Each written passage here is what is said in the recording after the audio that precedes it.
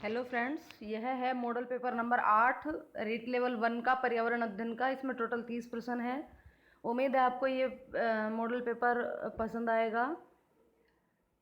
Model paper शुरू करने से पहले मेरी आपसे विनम्र रिक्वेस्ट है कि आपने यदि चैनल को सब्सक्राइब नहीं किया तो चैनल को सब्सक्राइब करके बेल आइकन को क्लिक कर ले। और इस 7 मॉडल पेपर और प्रीवियस ईयर के पेपर पहले अपलोड हो चुके हैं, उनको भी आप चल कर सकते हो। उनका सबका लिंक जो है वो डिस्क्रिप्शन बॉक्स में आपको मिल जाएगा। आप वहाँ से उन सबका देख करके हल कर सकते हो। तो चलिए फटाफट से शुरू करते हैं। पहला प्रश्न, मूसी महारानी की छतरी कहाँ पर स्थित है? मूसी महारानी की छतरी कहाँ पर स्थित है? बूंदी, अलवर, भरतपुर, झालावाड़। तो इसका सही जवाब है ऑप्शन बी, अलवर। अलवर में है मूसी महारानी की छतरी। नेक्स्ट प्रश्न, लांगुरिया नृत्य होते हैं कैला देवी के मंदिर में, श्रीनाथ जी के मंदिर में, जीण माता के मंदिर में, या खाटू श्याम जी के मंदिर में?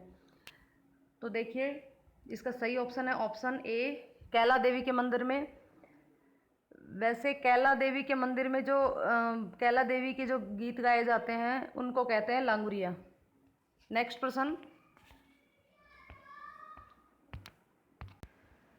प्रश्न, पोलियो किस अंग से संबंधित रोग है?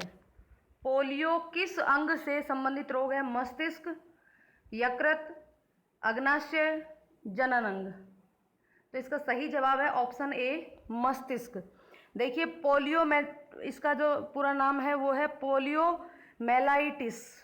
पोलियो मेलाइटिस ये वायरस जनित रोग है, वायरस के कारण होता है, और इसका जो वायरस है उसका नाम पोलियो है। और पोलियो वायरस जो है वो मस्तिष्क और रीढ़ की हड्डी को प्रभावित करता है। और अब भारत में पोलियो उन्मूलन कार्यक्रम चलाया जा रहा है। भारत में जो पोलियो का अंतिम जो मामला आया था वो 13 जनवरी 2011 को आया था पश्चिम बंगाल में। उसके बाद 27 मार्च 2014 को WHO यानी कि विश्व स्वास्थ्य संगठन ने भारत को पोलियो मुक्त देश घोषित कर दिया है। ये पोलियो जो रोग है ये दूषित पानी व दूषित भोजन से फैलता है, और ये किसी भी व्यक्ति से सीधे संपर्क में आने से भी फैलता है, यानी कि ये एक संक्रामक रोग भी है। यहाँ पे ये ध्यान रखने वाली चीज़ है। नेक्स्ट प्रश्न, भीनमाल योजना का प्रमुख उद्देश्य है? भीनमाल कस्बे का आर्थिक विकास करना, चर्म उद्योग में संलग्न अनुसूचित जनजाति के लोगों को आर्थिक सहायता देना, भीनमाल में सिंचाई की परियोजना, भीनमाल की पर्यावरण संबंधी योजना। भीनमाल योजना का प्रमुख उद्देश्य क्या है? तो इसका ऑप्शन होगा ऑप्शन बी, चर्म उद्योग में संलग्न अनुसूचित जनजातियों के लोगों को आर्थिक सहायता प्रदान करना। नेक्स्ट प्रश्न, ऊसर भूमि कहा जाता है? ऊसर भूमि किसे कहा जाता है? पर्वतीय प्रदेशों पर स्थित भूमि को, खारी व लवणीय भूमि को, नदियों के किनारे पर स्थित भूमि को, सागर के किनारे स्थित भूमि को। ऊसर मतलब बंजर, ऊसर भूमि यानी कि बंजर भूमि। तो बंजर भूमि किसे कहते हैं? वह भूमि जहाँ पर पेड़ पौधे नहीं उगते हैं। और वो किस वजह से नहीं उगते? उस भूमि की लवणीयता जो है वो काफ़ी ज़्यादा हो जाती है, इस वजह से वो बंजर हो जाती है। और इसमें सोडियम लवण सबसे ज़्यादा मात्रा में पाए जाते हैं। तो इसकी जो सही जवाब होगा वो होगा ऑप्शन बी, खारी और लवणीय भूमि को ऊसर भूमि या बंजर भूमि कहते हैं। नेक्स्ट प्रश्न, राजस्थान में सर्वाधिक वर्षा होती है? अरब सागर के मानसून से, भूमध्य सागरीय चक्रवात से, अरब सागर चक्रवात से, बंगाल की खाड़ी वाले मानसून से? राजस्थान में जो मानसून हवा जो बारिश होती है वो कौन से मानसून से होती है, ये प्रश्न है। तो देखिए राजस्थान में सर्वाधिक जो वर्षा होती है वो दक्षिण पश्चिमी मानसून हवाओं से होती है। दक्षिण पश्चिम मानसून हवाओं से होती है, और ये जो हवाएं हैं वो हिंद महासागर में उठती हैं। और ये जो मानसूनी हवाएं हैं ये हिंद महासागर से उत्पन्न होती हैं, और फिर ये दो भागों में बंट जाती हैं। एक तो बंगाल की खाड़ी शाखा में और दूसरी अरब सागर की शाखा में। और हमारे राजस्थान में जो वर्षा होती है वो जून से लेकर के अक्टूबर के मध्य होती रहती है। और ये जो वर्षा होती है वो बंगाल की खाड़ी वाले मानसून से, राजस्थान में अधिकतम वर्षा बंगाल की खाड़ी वाले मानसून से होती है। तो इसका सही जवाब होगा ऑप्शन डी, बंगाल की खाड़ी वाले मानसून से। नेक्स्ट प्रश्न, बालक के जीवन की प्रथम पाठशाला कहा जाता है? परिवार को, मित्र मंडली को, पड़ोस को या विद्यालय को। तो परिवार, बालक की प्रथम पाठशाला जो है वो परिवार ही होती है। नेक्स्ट प्रश्न, राजस्थान में यूरिया बनाने का कारखाना कहाँ पर स्थित है? देवारी, खेतड़ी, गड़ेपान, चंदेरिया। तो इसका सही जवाब है गड़ेपान, कोटा। श्रीराम जो फैक्ट्री है उसमें यूरिया बनाने का सबसे बड़ा कारखाना है गड़ेपान, कोटा में। नेक्स्ट प्रश्न, राज्यसभा के सदस्यों का कार्यकाल कितना होता है? 5 वर्ष, 6 वर्ष, 3 वर्ष या 2 वर्ष? राज्यसभा के सदस्यों का कार्यकाल होता है 6 वर्ष। ऑप्शन बी 6 वर्ष। नेक्स्ट, चरी नृत्य का राजस्थान में संबंध है, कौन सी जनजाति से संबंध है? मीणा जनजाति से, भील जनजाति से या गरासिया जनजाति से या फिर गुज्जरों से? देखिए, चरी नृत्य जो होता है ये मुख्यतः महिलाओं द्वारा किया जाने वाला नृत्य होता है और इसमें महिलाएं अपने सिर के ऊपर चरी यानी कि घड़ा रख करके और फिर नृत्य करती हैं और यह मोस्टली गुज्जर और सैनी जनजाति का महिलाओं द्वारा किया जाने वाला नृत्य है। नेक्स्ट प्रश्न, राजस्थानी लोक कला में मानव शरीर पर निर्मित चित्रों को कहते हैं? पिछवाई, कावड़, पाने या गोदना? गोदना या गूदना दोनों ही शब्द प्रचलन में हैं, तो इसका सही जवाब होगा ऑप्शन डी, गोदना या गूदना। नेक्स्ट, भारत में सबसे बड़ा रेल मॉडल कहाँ स्थित है? जयपुर में, उदयपुर में, जोधपुर में या कोटा में? तो भारत में सबसे बड़ा रेल मॉडल कक्ष जो है वो उदयपुर में स्थित है। कहाँ पर? उदयपुर में। नेक्स्ट, अस्थि, उपास्थि एवं रुधिर हैं उपकला उत्तक, पेशीय उत्तक, संयोजी उत्तक या तंत्रिका उत्तक? तो सही जवाब है ऑप्शन सी, संयोजी उत्तक। नेक्स्ट प्रश्न, रक्त स्राव रोधी विटामिन है? रक्त स्राव रोधी विटामिन है विटामिन के, विटामिन डी, विटामिन सी या विटामिन ए? तो सही जवाब है ऑप्शन ए, विटामिन के। नेक्स्ट प्रश्न, हीमोफीलिया रोग निम्न में से किसे नहीं होता? स्त्री को, पुरुष को, बालकों को या किशोरों को? देखिए, इस प्रश्न को थोड़ा ध्यान से यहाँ पे देखने की जरूरत है। हीमोफीलिया जो रोग होता है वह ऐसा नहीं है कि वो किसी को, इनमें से किसी को नहीं होता, लेकिन बहुत ही मामूली तौर पर होता है, इसलिए इस प्रश्न को इस तरीके से लिया गया है। तो वैसे इसका सही जवाब होगा ऑप्शन ए, स्त्री को। क्यों? अब इसका क्या कारण है? देखिए, जो ये हीमोफीलिया रोग होता है इसमें ये स्त्री या पुरुष किसी को भी हो सकता है। इस रोग में क्या होता है, रक्त जो है उसमें थक्का जमने की जो वो कैपेसिटी है वो कम हो जाती है, थक्का जमना कम हो जाता है, कंटिन्यू रक्त बहता रहता है। तो इस प्रकार का रोग होता है और ये अनुवांशिक रोग है एक तरीके से, और ये किसी में भी हो सकता है, लेकिन महिलाओं में इसके लक्षण देखने को कम मिलते हैं। ऐसा क्यों होता है? ये जो रोग है ये सेक्स लिंक्ड डिसऑर्डर की श्रेणी में आता है। तो यहाँ पर क्या है कि महिलाओं के अंदर डबल एक्स यानी कि XX करके 2 एक्स क्रोमोसोम होते हैं, और जब ये हीमोफीलिया रोग होता है तो इसके अंदर 1 एक्स प्रभावित होता है। तो जब 1 एक्स प्रभावित होता है तो महिलाओं में इसका ज़्यादा इफेक्ट देखने को नहीं मिलता, जबकि इनकी अपेक्षा ये पुरुषों में ज़्यादा देखने को मिलता है। क्यों? क्योंकि पुरुषों के अंदर 1 एक्स और 1 वाई 2 क्रोमोसोम होते हैं, और जब वो एक्स क्रोमोसोम को इफेक्ट करता है तो उनको इस रोग की उनके अंदर समस्या उत्पन्न हो जाती है। तो इसलिए ये जो रोग है ये महिलाओं में कम यानी कि इसके लक्षण ना के बराबर नजर आते हैं, इसलिए कहा जाता है कि ये महिलाओं में नहीं होता। बाकी ऐसा इसमें कुछ ज़्यादा वो है नहीं। नेक्स्ट प्रश्न, पादपों में जल का परिवहन होता है जाइलम से, मूलटोनों से, फ्लोएम से या रंध्रों से? तो पादपों में जल का परिवहन किससे होता है? ऑप्शन ए, जाइलम से।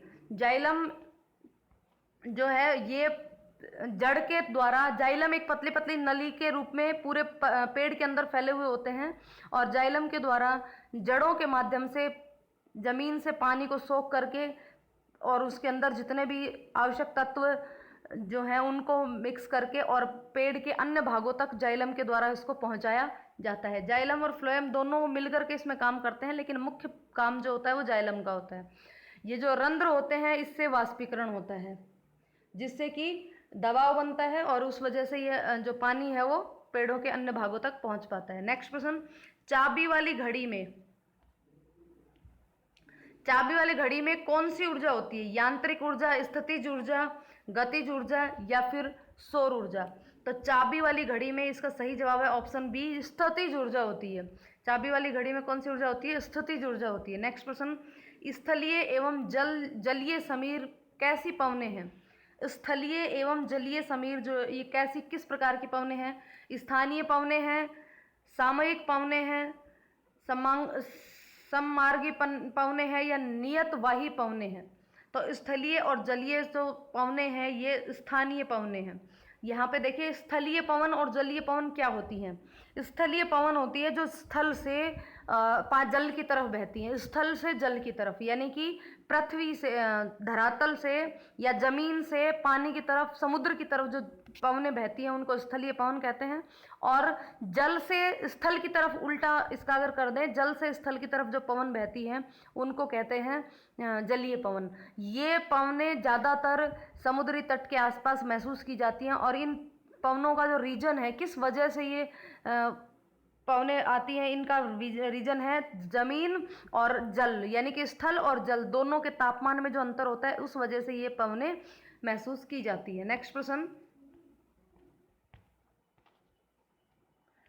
विश्व नम भूमि दिवस कब मनाया जाता है? 2 फरवरी को, 10 मार्च को, 11 जून को या 17 जुलाई को? नम भूमि दिवस कब मनाया, विश्व नम भूमि दिवस कब मनाया जाता है? तो इसका सही जवाब है ऑप्शन ए, 2 फरवरी। देखिए 2 फरवरी को विश्व नम भूमि दिवस मनाया जाता है। ये किस वजह से, किस लिए मनाया जाता है? आर्द्र भूमि के महत्व को और मनुष्य और ग्रहों के प्रति भूमिका के बारे में जागरूकता पैदा करने के लिए ये जो वर्ष है, ये नव भूमि दिवस मनाया जाता है। 2021 में 2 फरवरी 2021 को जो नम भूमि दिवस मनाया गया था वो 25वां नम भूमि दिवस के रूप में घोषित किया गया था। और इसका जो विषय था वो था wetland and water, wetland and water. ये इस 25वें यानी कि 2 फरवरी 2021 जो नम भूमि दिवस था उस दिन का विषय था। नेक्स्ट, राजस्थान में स्थापित प्रथम गैस विद्युत परियोजना स्थित है? थुम्बती, शिव, बाड़मेर, सूरतगढ़, गंगानगर, अंताबारा या फिर कोटा? तो प्रथम गैस विद्युत परियोजना की बात हो रही है, प्रथम गैस विद्युत परियोजना है अंताबारा। नेक्स्ट प्रश्न, पर्यावरण शिक्षा से क्या अभिप्राय है? पर्यावरण के महत्व का ज्ञान, पर्यावरण प्रदूषण के कारणों की जानकारी, प्रदूषण के प्रभाव से बचने के उपाय ज्ञात होते हैं या फिर उपरोक्त सभी? पर्यावरण शिक्षा से क्या अभिप्राय है? देखिए पर्यावरण के महत्व का ज्ञान भी होता है, प्रदूषण के कारणों की जानकारी भी मिलती है, उन प्रदूषण के से क्या प्रभाव पड़ेगा और उससे किस प्रकार से बचा जाए ये भी जानकारी मिलती है। तो इसका सही जवाब होगा ऑप्शन डी। नेक्स्ट प्रश्न, निम्नलिखित में से क्या ग्लोबल वार्मिंग का परिणाम नहीं है? समुद्री तल का ऊपर उठना, कृषि पैदावार में विश्वव्यापी बढ़ोतरी, स्वास्थ्य पर बुरा प्रभाव पड़ना, आंधी तूफान का बार बार और तीव्रता के साथ आना, के साथ आना, यहाँ पे के साथ है। निम्नलिखित में से ग्लोबल वार्मिंग का परिणाम नहीं है। देखिए ग्लोबल वार्मिंग से क्या होता है, ग्लेशियर पिघलते हैं और ग्लेशियर पिघलने से जल स्तर, समुद्रों का जल स्तर बढ़ता है, तो ये भी इसका कारण है। दूसरा, कृषि पैदावार में विश्वव्यापी बढ़ोतरी, तो ये तो कोई भाई कृषि पैदावार में बढ़ोतरी का तो कोई सवाल ही नहीं उठता, तो यहाँ पर ही ये गलत हो गया, यानी कि ये इसका परिणाम नहीं है। तो इसका ऑप्शन बी सही हो जाएगा। सी, स्वास्थ्य पर बुरा प्रभाव पड़ेगा। जब ग्लोबल वार्मिंग बढ़ेगी, टेम्परेचर बढ़ेगा तो स्वास्थ्य पर प्रभाव पड़ना ही पड़ना है। आंधी तूफान और का बार बार और तीव्रता के साथ आना, ये भी इसका एक परिणाम है। नेक्स्ट प्रश्न, तो सही जवाब हो जाएगा इसका बी। नेक्स्ट प्रश्न, सीखने के नियम है, अभ्यास का नियम, तत्परता का नियम, प्रभाव का नियम, ये सभी। तो इसका सीखने का नियम तीनों ही है, अभ्यास का नियम भी है, तत्परता का नियम और प्रभाव का नियम, तो ऑप्शन इसका डी हो जाएगा, उपरोक्त सभी। नेक्स्ट प्रश्न, सूक्ष्म शिक्षण के संदर्भ में कौन सा कथन सही है? सूक्ष्म शिक्षण के संदर्भ में कौन सा कथन सही है?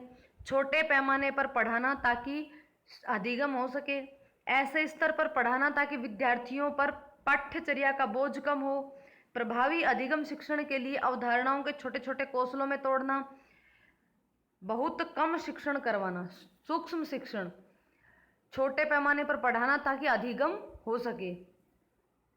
सूक्ष्म शिक्षण का यहाँ पे क्या तात्पर्य है कि ऐसा शिक्षण करवाया जाए जो कि बहुत ही प्रभावी हो और उसके जो भी हम पढ़ा रहे हैं उसमें जितने भी कौशलों की आवश्यकता हो वो हर एक पार्ट को छोटा छोटा करके और सभी कौशलों को उसके अंदर समाहित किया जाए। तो ये है सूक्ष्म शिक्षण। तो इसका ऑप्शन सी सही होगा। प्रभावी अधिगम शिक्षण के लिए अवधारणाओं को छोटे छोटे कौशलों में तोड़ना। नेक्स्ट प्रश्न, पर्यावरण अध्ययन की कक्षा में अवधारणाओं को स्पष्ट करने के लिए कविता और कहानियां कथन का प्रयोग करना।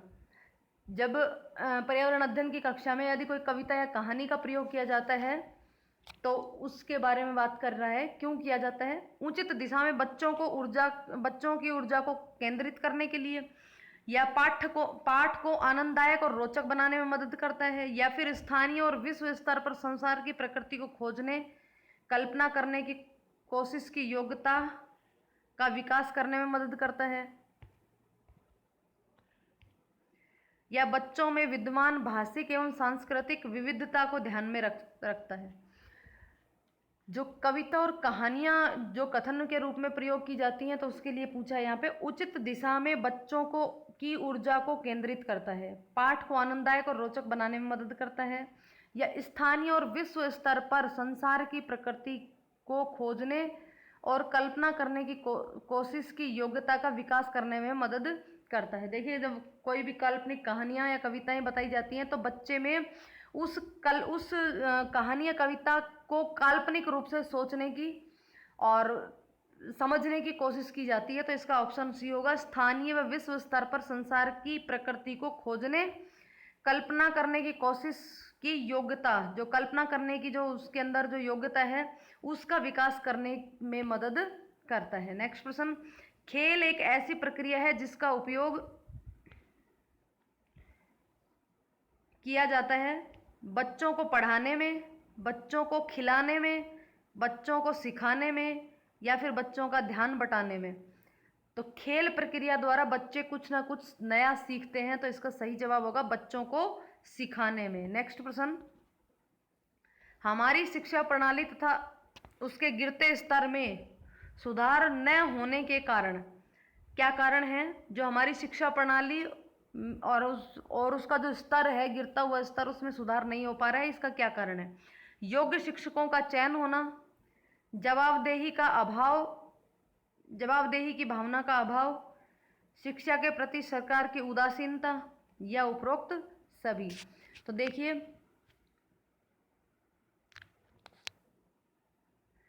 यहाँ पर गड़बड़ है, ये चीज़ यहाँ पे सही नहीं होगा। योग्य शिक्षकों का चयन होना ये सुधार न होने का कारण नहीं है, ये प्रश्न थोड़ा गड़बड़ है। जवाबदेही की भावना का अभाव, ये सही बात है। शिक्षा के प्रति सरकार की उदासीनता, ये भी सही है। तो यहाँ पे बी और सी दोनों सही आएंगे। योग्य शिक्षकों का चयन होना ये सही नहीं है, या तो यहाँ पे अयोग्य शिक्षक होता तब तो ये सही होता, तो उपरोक्त सभी होता।